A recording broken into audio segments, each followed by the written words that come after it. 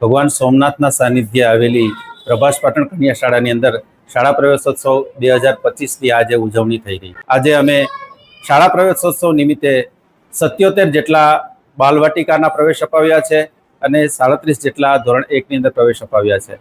સાથે જ અલગ અલગ અમારા આ વિસ્તારના દાતાશ્રીઓ એમની અંદર સોમનાથનું સાનિધ્ય અને જેમના અધ્યક્ષ આદરણીય વડાપ્રધાન શ્રી નરેન્દ્રભાઈ મોદી સાહેબ હોય એમને અમે આમંત્રણ આપ્યું અને અમારા આમંત્રણને માન આપીને જનરલી મંદિર ટ્રસ્ટ છે એ આવી સંસ્થાઓ છે એ સંસ્થાઓને અથવા તો સંસ્થાઓ એમની પાસે આવી અપેક્ષા ન રાખતી હોય છતાં પણ શિક્ષણના ક્ષેત્રની અંદર જ્યારે આ વિસ્તારની અંદર કન્યા શાળા હોય અને આ કન્યા શાળાની અંદર આટલી દીકરીઓ જ્યારે અભ્યાસ કરતી હોય ત્યારે સોમનાથ ટ્રસ્ટના જનરલ મેનેજર શ્રી વિજયસિંહ ચાવડા સાહેબ છે એ અહીંયા ઉપસ્થિત રહ્યા અને એ ટ્રસ્ટ દ્વારા દરેક બાળક જે બાળક પ્રવેશપાત્ર છે તમામને સુંદર મજાની એક કીટ આપી અને એમને સન્માનિત કરવામાં આવ્યા. તો આ તકે અમે સોમનાથ ટ્રસ્ટનો આદરણીય અધ્યક્ષ શ્રી નરેન્દ્રભાઈ મોદી સાહેબનો, કેન્દ્ર સરકાર અને રાજ્ય સરકારનો અમે આ તકે ખૂબ ખૂબ આભાર વ્યક્ત કરીએ છીએ.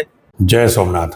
દેશના યશસ્વી પ્રધાનમંત્રી શ્રી અને સોમનાથ ટ્રસ્ટના માનનીય અધ્યક્ષ શ્રી નરેન્દ્રભાઈ મોદી સાહેબના માર્ગદર્શન હેઠળ સોમનાથ ટ્રસ્ટ દ્વારા અનેક સેવાકીય પ્રવૃત્તિ કરવામાં આવી રહી છે. ત્યારે ખાસ કરીને જ્યારે સરકાર દ્વારા જે બાળકોનો જે સ્કૂલનો પ્રવેશ ઉત્સવ યોજવામાં આવ્યો હતો તેમાં સ્થાનિક પ્રભાસ પાટણની કન્યા શાળા અને કુમાર શાળા આ બંને શાળાઓમાં ટ્રસ્ટ દ્વારા જે નવો પ્રવેશ મેળવનાર બાળકો છે એમને છેલ્લા લગભગ 10-12 વર્ષથી ટ્રસ્ટ તરફથી સ્કૂલ બેગ આપવામાં આવે છે. આ વર્ષે પણ પ્રવેશ ઉત્સવ દરમિયાન ટ્રસ્ટ દ્વારા બંને સ્કૂલોમાં ટ્રસ્ટ તરફથી આ સ્કૂલ બેગનું વિતરણ કરવામાં આવ્યું હતું અને છોકરાઓને પ્રોત્સાહિત કરવામાં આવ્યા હતા.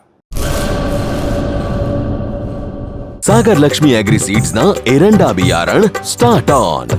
લીલા લીલા છોડવાને એરંડા ભરપૂર, સુકારામાં ટકી રહે ને ઉપજ ભરપૂર. स्टार्ट ऑन एरंडा बियारण कॉस्मोस.